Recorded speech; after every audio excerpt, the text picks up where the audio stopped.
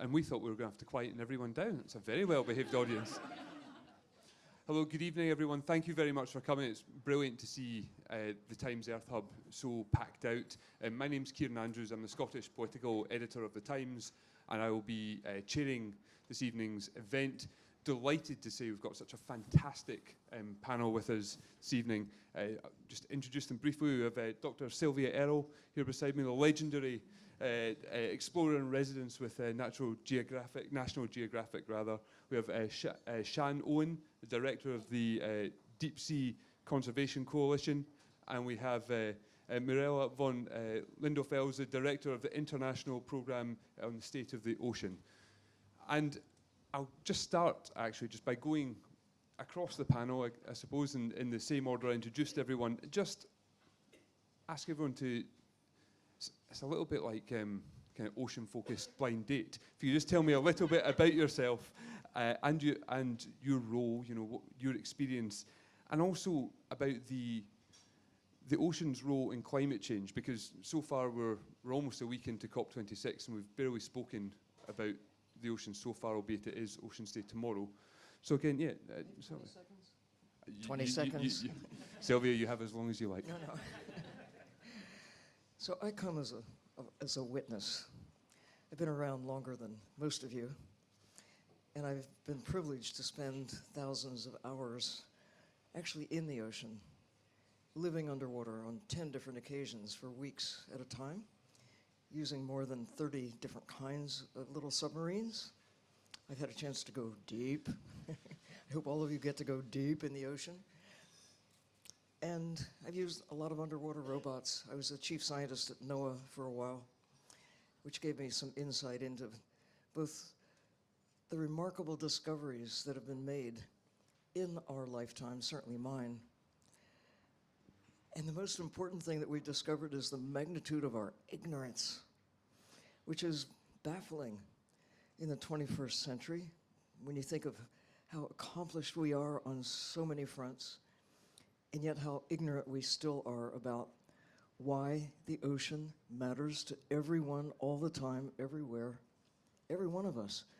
We wouldn't be here but for the ocean. And it's not just the rocks and water, it's the living ocean that has taken like 4.5 billion years to transform rocks and water into a system that is habitable, hospitable for the likes of us.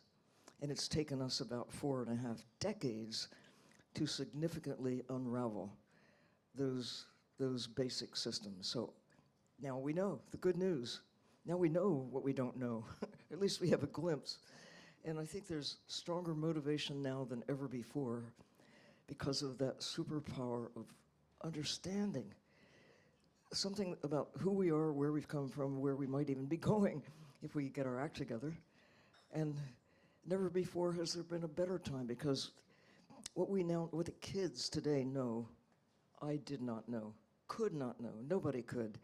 I think about the smartest people who ever lived before the middle of the 20th century, back in that Holocene era, and now we are in the Anthropocene, and we can see our impact, we can feel our impact, we can taste our impact on the world around us. And now we have a chance armed with knowledge. So I am really excited to be around with you, because this is the best time ever to be a human being. Full stop. Fantastic. Thank you very much. Sian? Yeah, thank you, Kieran. And Sylvia, as always, you are a very hard act to follow. So I think there were two questions there. Who am I and what is the connection of the ocean to climate? I have only been working in ocean conservation for 20 years, so... Geologically speaking, that's not very long. Just a blink in time. I grew up in the tropics, so for me, coastal shallow waters was where I started, where I fell in love with the ocean. But I've been drawn into the deep sea for the last 10 years in particular, and working with the Deep Sea Conservation Coalition, which is a coalition of close to 100 civil society organizations around the world, big and small, focused on protecting the deep sea. The connection between the ocean and climate. The ocean absorbs a quarter of the carbon emissions that we emit. That's about 2 billion tons a year.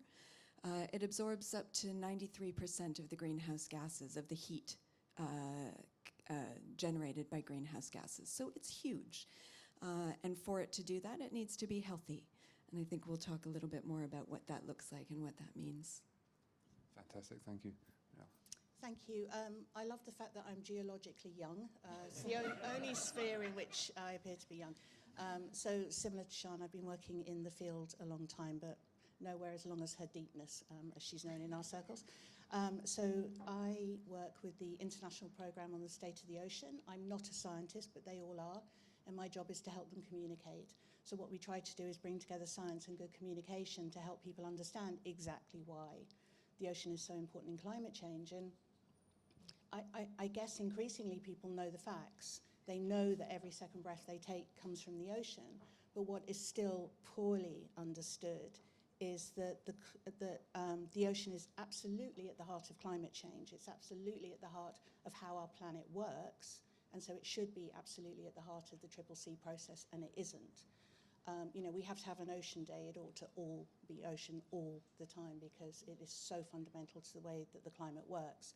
And I think the thing that I think is most important to communicate is that climate change and multiple other stressors is damaging the ocean. And that damage is in turn making climate change worse. And that's a vicious cycle that we absolutely have to break, because if we don't, we will not survive the climate crisis, and we certainly won't get anywhere near to 1.5 degrees. Thank you very much. And I suppose on that note then, I'll just kind of throw these about and see who wants to jump in, but what can be done? Is it possible to reverse the effects, or is it mitigation, and how would that work? You want to go, Sylvia? Well, the first thing is to acknowledge the problem. And right now there's this blissful complacency. The ocean is so big, so vast, and making the connection not just with water, which is crucial, but we're talking about a living system. Every drop of water is in the ocean. You can have water without life, but you cannot have life without water. The ocean is filled with life. We didn't know this when I was a kid. We know it now. The deepest, not just filled with microbes and stuff, living things, all the way to the bottom, but even beneath the bottom of the ocean, where water penetrates a kilometer down, there's life down there. And it's the carbon. I think about the economists that follow the money, the scientists who must follow the carbon. We're all carbon-based units. All life requires not only water, we all are carbon-based. And when you think about what we're doing to life in the ocean, we're beginning to get it on the land. We're going to plant 1 trillion trees, maybe. Let's hope we get somewhere. But meanwhile, we continue to chop down trees, burn trees, which is, the highest priority should be to protect what remains of the old growth systems, the natural systems that are still in good shape, land and ocean. We kind of are beginning to get it for the land. What is it, about 14% of the land is now protected? We're aspiring to at least 30% by 2030, and the same for the ocean. But where are we with the ocean? Maybe 3% is highly or fully protected. And we still use the ocean not only as a garbage dump, but we're taking the biggest wildlife trade, the biggest extraction of wildlife, the biggest wildlife problem we have on the planet today is what we take from the ocean. Mostly we call it seafood, but we have to think differently. It's blue carbon. Like that study about the value of whales today, the International Monetary Fund, following the money, they put a $sign on the carbon. In whales, $1 trillion for the value of whales alive today. So what about the tuna? What about the krill? What about the swordfish? What about your shrimp cocktail? What about your, fish sticks? Your catch of the day. There's a catch to your catch of the day. Thank Thank you. Mirella? And I think just to add to that, and to answer your question, the reality is that we have put a lot of fundamental change into the ocean and into the ocean system, and we can't undo that. And it's really important that we recognise that and make decisions accordingly, because the change that has gone into a system which runs for hundreds to thousands of years, and that isn't going to go away. That change is in there. And that's what the report by the International Programme of Scientists, State of the Ocean, said today, is that we have to recognise that the change is locked in, and it will continue to do harm, and it will continue to go around the heart of our planet for millennia. But what we can do is make Earthscape level decisions. So instead of thinking, the forest, the soil, the ocean, the rain, as if these are all separate entities, we can make decisions at the Earthscape level and think about the whole planet and understand that it's like the human body. You can't sort of cut the brain out and go, we'll deal with the heart, we'll deal with the lungs, we'll deal with the nervous system. It doesn't work like that. We need to view the planet as a whole, and we need to make decisions that protect the ocean as a climate action. And that's, that's the good news. These guys over at the COP, they can make climate actions today by protecting the ocean. They can stop overfishing. It's utterly, it's ludicrous that it still goes on. It's the legal fishing that we subsidize. Exactly. It's even more of a problem than the illegal, unregulated, and unreported. Exactly. We subsidise fleets to go out there and destroy the ocean. We routinely dump, we release plastic into the ocean. And Sian, deep sea mining, we're going to make things worse. Yeah, I would just add to that. You've asked what we can do. I would say part of it is what we can do, and part of it is what we can stop doing. And both of you have referred to that. We have choices. And we can stop overfishing, and we can stop destructive fishing. We can stop with the overheating. We can stop with the pollution, and we can certainly decide not to start with deep seabed mining, for example, with any new extractive. Talk about old growth. Exactly. We're talking not thousands or hundreds of thousands of years. We're talking hundreds of millions of years. Those fist-size chunks of rocks are not dead. They're living. They're living with microbes that keep growing. It's like, a tree keeps growing over time. These have been growing over thousands of millennia. And for us to think that it's okay for short-term interests that really cannot solve the problems we face. It's so irresponsible. And on a personal level, you all mentioned there fishing and overfishing. We've heard quite a lot during this conference about reducing the amount of meat that people eat, but again, not a lot about reducing fish or other seafood. Fish or meat? Ask any fish. Are you a plant? Are you a fungus? No, I'm meat. I'm an animal. I think we can all make, the way I think it is that we all have a responsibility commensurate with our power. And if you are a politician, if you are a government, you have a lot of power, and that means you have a lot of responsibility. But as an individual, I still have some power over the decisions I make and the things that I do. And so I have a commensurate level of responsibility. So I can proactively choose not to eat fish. Now, if you live in a country or you are dependent on fish for protein, fine, eat fish for protein. But if you're not, same with the meat, it's your choice, but one of the choices you can make is that you don't do that. Another choice we can all make is that we don't use single-use plastic. There is no excuse in the world now for carrying around single-use plastic water bottles and chucking them away. We can all carry refillables. There are things within our power that we can and should do, which isn't in any way to take away from the fact that those with more power have more responsibility, and they're not doing it. Hence the problem. Grand. And this week, actually, touching on what you said there about single-use plastics, Boris Johnson, the UK Prime Minister, said this week that effectively recycling doesn't matter, which was a very kind of Johnsonian way of trying to point out that actually it's the fact that you keep putting single-use plastics out there, that is a bigger problem than putting them into the recycling and trying to find something else later on. I suppose I'd be interested to hear your views on whether or how confident you are the biggest companies, the biggest producers of single-use plastics bottles for, fizzy drinks or water, how confident you are that they are getting the message, and whether the tide is turning at that kind of macro corporate level?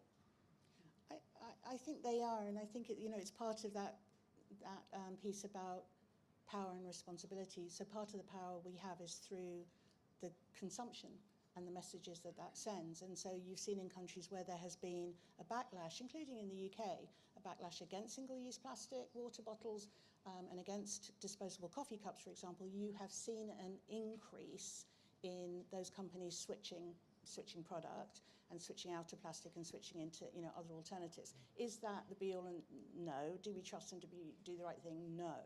But I think we do send a message, and it is improving. And to the Prime Minister's point, he's right. We need to just stop producing it. I mean, there's just sense ultra. We stop producing plastic because the problem is that every single piece of plastic that has ever been created still exists, and it will never go away. There is no such thing as go away. So in terms of all the plastic that's out there, yes, we recycle it. Yes, we reuse it. Yes, we turn it into other products which aren't single use. But yes, job one, as someone once said, when in a hole, first stop digging. I'd like to just pick up on the recycling question, though, and take it a little bit beyond plastic, because again, coming back to deep seabed mining, this is an area that the pro miners, or the people who want to go in and create this new extraction, are saying that we need it for decarbonization. And so the connection between the ocean and climate is being made here in the other way. Whereas in fact, there's a huge opportunity here for recycling the minerals. There's a vast amount of minerals that have already been taken out of the earth. Do we need virgin minerals? No. To create to meet our connectivity, our mobility, our needs into the future. There's a huge opportunity for recycling and reuse of minerals that have already been extracted. And you're seeing in the battery sector massive innovation every day, every week, every month. The battery manufacturers are finding new ways to use minerals that have already been taken out. So there's an opportunity for recycling, and that you're actually being seen led by, to some extent, the corporate sector, the battery manufacturers themselves, the downstream potential users, Google, Samsung, BMW, other companies every month are coming out and saying, we will not be using minerals from the deep sea. We do not see this as the sustainable future. And government needs to respond to that and even step up and take a lead in that context as well. I'm mindful of the big James Cameron blockbuster Avatar. If you haven't seen it, check it out. About the planet Pandora that is blessed with this wonderful mineral called unobtainium, with a lot of it right under the tree of life. And here we are, about to chop down the tree of life to get to the unobtainium that we don't really need. We might use it in the short term, but we didn't need it 50 years ago. So, this is a short-term fix if we use it at all. And there are alternatives. Why would we tear up these ancient, old-growth, deep-sea systems that are sequestering carbon, that are part of the system that we're just beginning to understand? The value of not just sea cucumbers and the jellies and the octopuses and all the other creatures that set up housekeeping amid the manganese nodules, but the microbes themselves. Why not learn how do they capture nickel, cobalt, manganese out of seawater? And why don't we figure out? It's a library out there waiting for us to read instead of destroy. And thank you very much. I'm aware that we are running close to time. It's a fascinating discussion. I'm loath to wrap it up quite so quickly, but it was interesting, again, all of your views on a paper out today in the peer-reviewed journal Aquatic Conversation. It says the role of the ocean in mitigating and aggravating climate change, as you spoke about at the start, is understood by scientists, but is effectively ignored by politicians. And I just wondered whether each of the three of you agree with that assessment and why you think that is the case. It's the power of the people. the people we put into power, who are supposed to represent it, vote your the right people into office. But, you know, we don't have to wait for their action, or we don't have to wait for the laws to kick in. We can change, every one of us. Imagine if we made individual choices that times nearly 8 billion moving in the right direction. That's the power that we now have. Never underestimate the power of that person you see looking back at you in the mirror. Yeah, I think the ocean is absolutely the forgotten 70% of our planet. 97% of the biosphere. 97% of the biosphere. And I think that, you know, when we started talking about sustainable economy, it was green economy. Finally, we're talking about blue economy as well. But, you know, there's the point that Mirella made right at the start. This is one system. And we're not there yet. We're so far. And yet, ocean action is climate action. And Here. we're not there yet. And certainly in the blue zone they're nowhere near that realization. The irony being that it's called the blue zone. We have a saying in the ocean community, which I suspect you started, Sylvia, which is that without the blue there wouldn't be green. And I think that in the last couple of years we have finally, as a species, woken up to the fact that we are utterly dependent on nature. And that's, you know, hopefully the COVID taught us something, and it's that we cannot survive without nature. What we now need to understand is that most of that is ocean. And it may not be something you can look out the window and see. It may not be something that you can experience, except, of course, that you do every time you breathe. But we just need to get beyond this idea that because we can't touch it, feel it, integrate it, you know, you can't hug a sea cucumber in the same way you can hug a tree, although I'm pretty sure Sylvia has. It's just one word. I knew it. You know, we have to spend time and energy and action on the ocean. Otherwise, you know, I mean, we're supposed to be positive and we're supposed to be upbeat, but we cannot solve the climate crisis if we don't protect the ocean. Fantastic. On that note, Mirella, Sian, Sylvia, thank you so much. It's been a fascinating discussion. Could I just Of add course. one thing? I wish that I could take you and everyone here and everyone around the world into the ocean below where light penetrates, because that's where most of life on Earth actually lives. Most of life on Earth lives not only in the dark. I don't mean just in Washington and London and, you know. It's cold thanks to our polar systems that are still operational. And it's alive. And you can talk about it, you can look at beautiful images of it, but I hope that all of us will have the opportunity to really experience it, because it will change the way you think about. We see the surface, it always looks the same. But once you get under, and especially when you get below where light penetrates, you see this is our planet. This is the place that keeps us alive. And we must, if we're to stay alive, we have to keep that part of the planet alive too. Thank you very much. What a fantastic note to end on. Thank you.